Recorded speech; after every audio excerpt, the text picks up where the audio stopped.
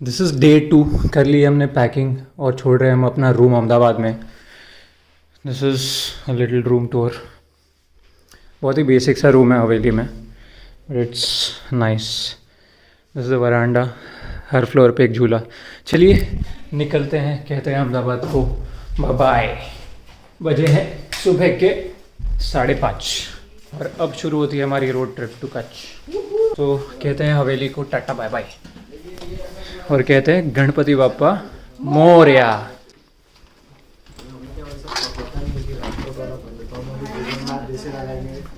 चलिए, तो saying a big thank you to our hosts here in Ahmedabad and निकलते हैं हम ऑनवर्ड जर्नी के लिए। बजे हैं सुबह के 5:30। चलिए, थैंक्स अंकल। चलो बाय बाय।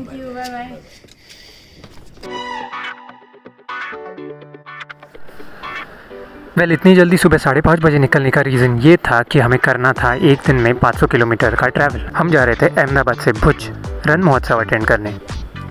ये नॉर्मली NH341 से जाती 400 किलोमीटर्स की जर्नी हमारे लिए हो गई थी 500 किलोमीटर्स, क्योंकि हम लोग ले रहे थे एक डिटूर देखने गुजरात का बहुत ही फेमस मोढेरा सन टेम्पल, जो कि डेडिकेटेड है सूर्य देवता को।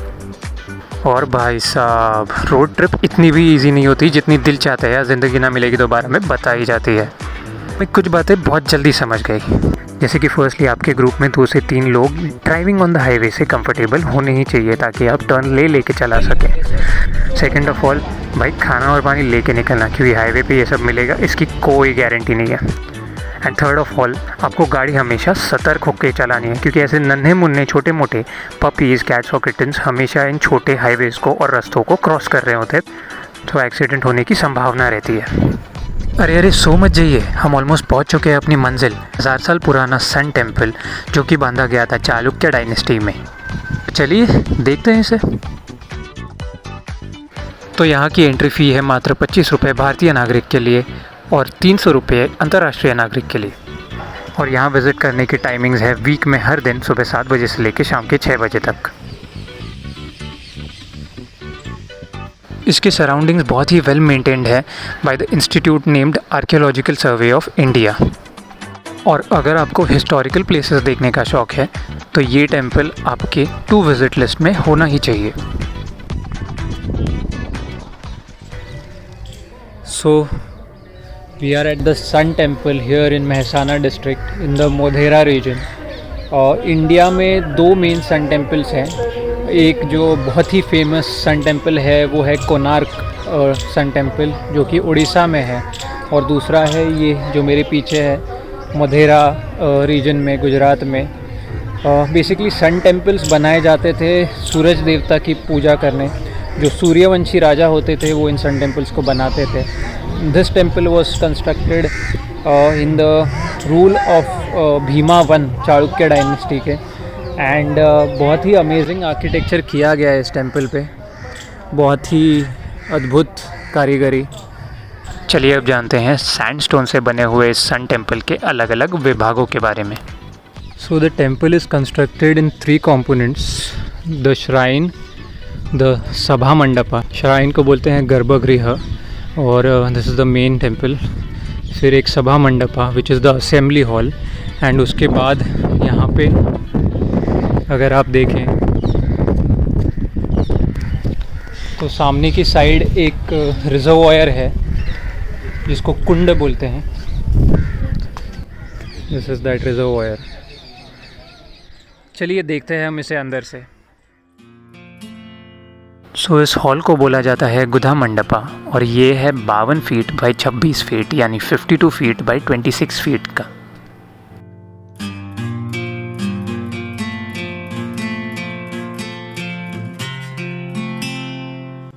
और ठीक इसके बीचों बीच है garbhagriha which is the shrine of the sun lord, यानी सूरज देवता का श्राइन। और इस श्राइन की खास बात यह है कि यहाँ पे कोई मूर्ति नहीं रहती, यहाँ पे सन के रेज डायरेक्टली पड़ते हैं, and that is what represents the shrine.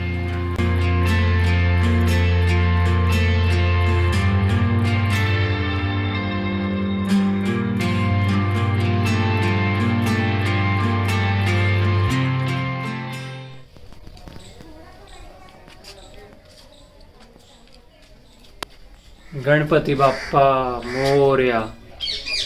मंगल मूर्ति मोरया।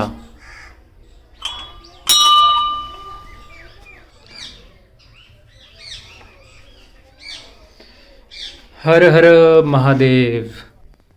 यहाँ पे है महादेव जी का एक छोटा सा मंदिर। यहाँ पे है हनुमान जी, जय श्री हनुमान। और यहाँ पे है हमारे प्यारे गणपति बाप्पा और हमारे नंदी जी।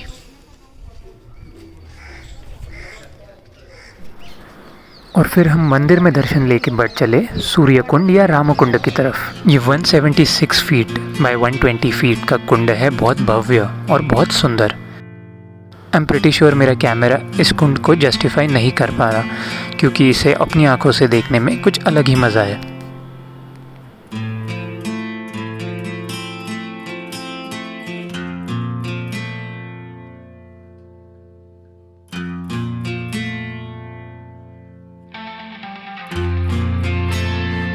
और टेंपल के ही बाजू में है यहाँ स्थापित किया गया एक म्यूज़ियम, जो आप विज़िट कर सकते हैं अगर आपके पास समय हो। और हाँ, अगर आपको गिलहरियों से दोस्ती करने का शौक़ है तो वहाँ जाके इस गिलहरी से ज़रूर मिलिए, जो हमारे साथ दोस्ती करने की खूब कोशिश कर रही थी। हाँ, ये बात अलग है, हमें उसकी लैंग्वेज समझ ही नहीं आई।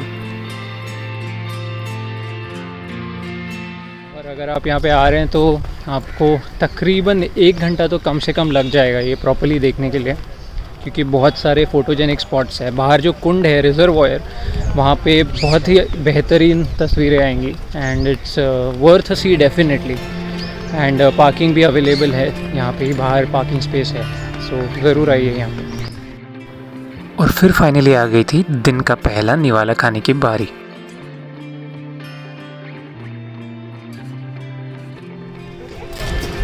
और सन टेम्पल को जस्ट लग के है ये रेस्टोरेंट, जहाँ पे आप अपना लंच कर सकते हैं। थाली एज वेल एज़ पराठे अवेलेबल हैं यहाँ पे और सब्जियाँ। चलिए, लंच हो गया है, अब बढ़ते हैं आगे, कंटिन्यू करते हैं अपनी रोड ट्रिप। और आधा दिन रोड पे बिताने के बाद हम इन रास्तों को और ये रास्ते हमें अच्छी तरह जानने लगे थे।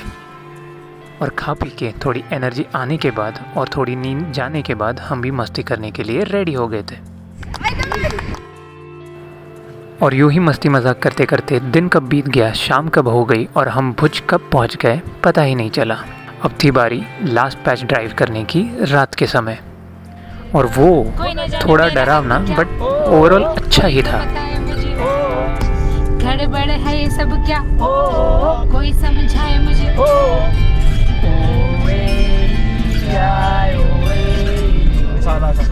बजे रात के 10:30 and it has actually been too much of a ride, but finally हम लोग पहुंच चुके हैं कच्छ वाइट डेजर्ट के पास।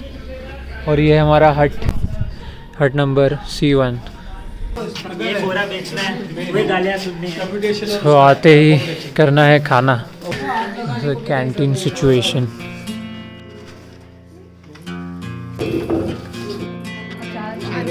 उड़द की दाल है।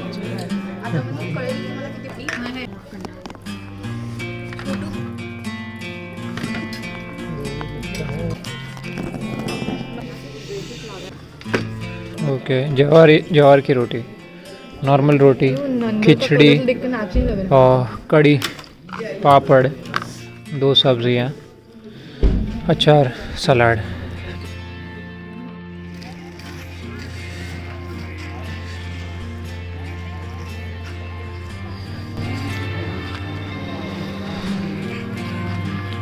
बहुत ठंडी है। और ये हमारे हट्स हैं। We are 10 kilometers away, around 10 kilometers away from the white desert.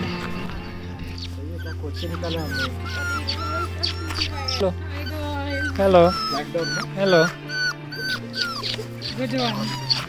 यही तो चाहिए लाइफ में।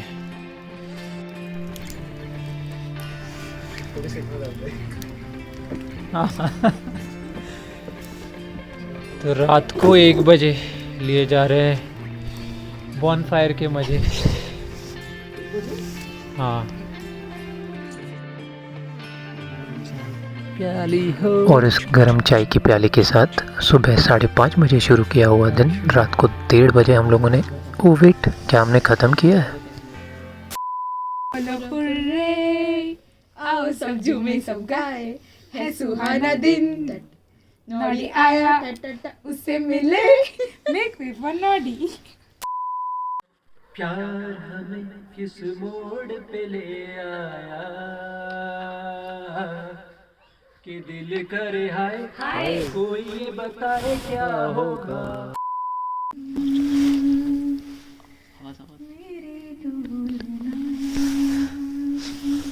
ये तो सच में अच्छा गा रही है।